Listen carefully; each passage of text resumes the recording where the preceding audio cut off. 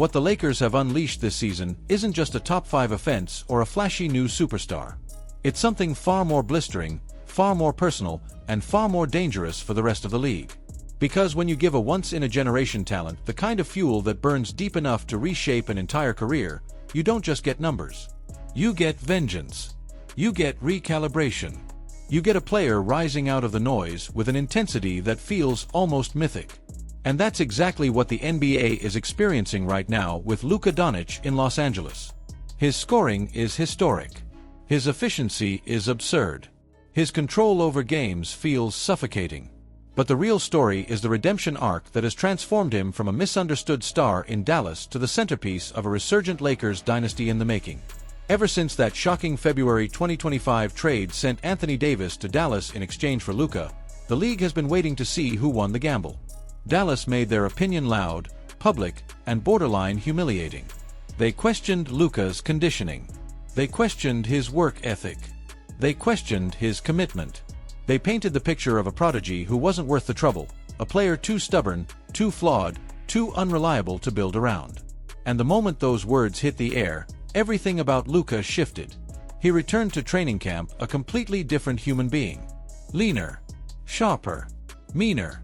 A player whose entire identity sharpened into a single purpose: silence everyone who doubted him and prove exactly how wrong Dallas had been. The season opener against Golden State became the warning shot. Without LeBron on the floor, the franchise handed Luka the keys on national television. The pressure was immense, and instead of cracking under it, he exploded. 43 points, 12 rebounds, 9 assists, a performance that announced the arrival of something new.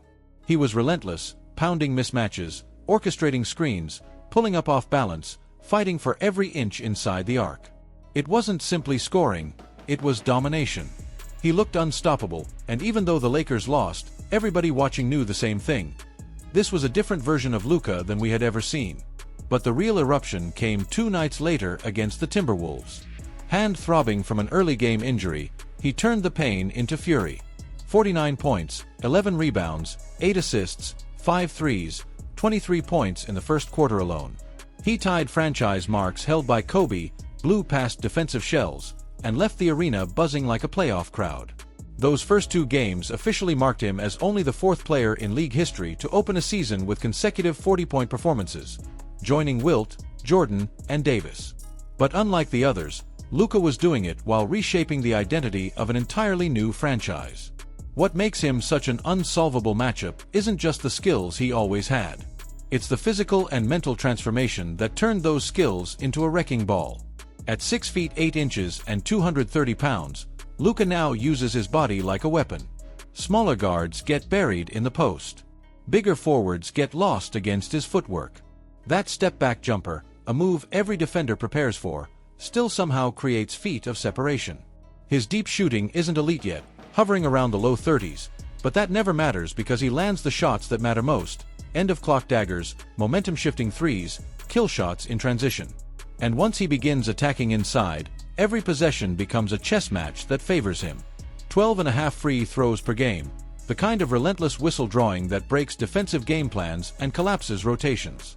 And then there's the passing, the single most devastating part of Luka's game. When opponents throw double teams, Luka doesn't get flustered, he becomes even more dangerous. He sees collapsing defenders with a clarity that forces defenses to choose between getting torched by his scoring or humiliated by his playmaking. Whether it's a no-look lob to Hayes or a perfectly placed bounce pass to a cutter, he finds the weaknesses instantly. That's why the Lakers' pick-and-roll efficiency has skyrocketed from the bottom of the league to elite territory. Luka doesn't just run the offense. He upgrades everyone around him. Teams have tried creative solutions. Oklahoma City attempted the rare 5-man defensive shell, sending bodies at Luka from every possible angle. It worked for one night. But the blueprint comes with its own curse. When you commit that many resources to stopping one player, the rest of the Lakers eat uncontested. Reeves, Hachimura, Ayton, and the newly energized role players get easy looks all night long. It's a strategy built on desperation, and the league knows it. But Luka's evolution isn't just skill-based. It's emotional. It's leadership. In Dallas, he stayed quiet, letting his game speak. In Los Angeles, he had to own the room. These were LeBron's guys. This was LeBron's locker room. And Luka made the conscious choice to step into a more vocal role. Austin Reeves noted the change immediately. Luka wasn't just fitting in, he was leading with clarity and fire.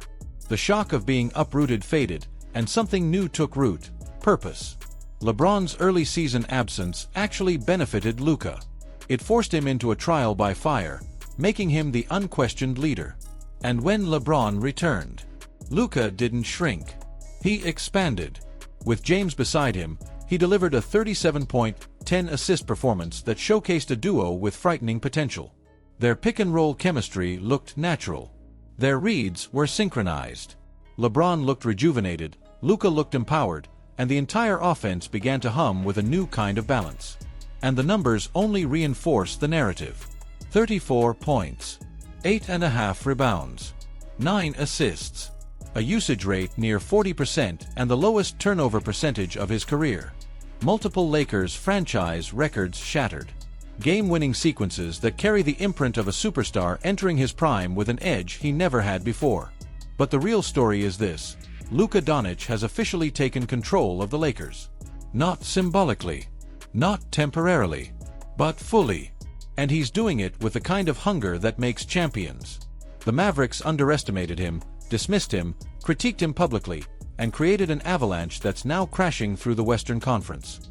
If this trajectory continues, the MVP conversation won't just include Luka. It might be built around him. The Lakers may be one piece shy of title contention, but the foundation is unmistakable. Luka's era in Los Angeles has begun, and the storm he's creating is getting harder and harder for the league to ignore. If you think Luka is on pace for an MVP